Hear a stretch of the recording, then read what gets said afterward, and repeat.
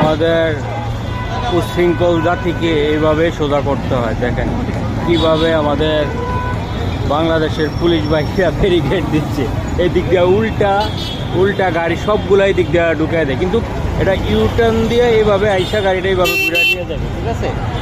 তো দর্শক আপনারা দেখেন, তো বাংলার জাতি এইভাবে সোজা করা লাগবে। এই যে রশি লইয়ে আইছে, গরু বাঁধার রশি নিয়ে আইসা এখন এটারে পুরাটায় একদম এই মাথার থেকে এই মাথা পর্যন্ত এটার পুরাটায় এইভাবে দিয়ে দিবে, যেন এই দিকের থেকে আইসা যেন ইউটার্ন দিয়ে এদিকে যেন না ঢুকতে পারে।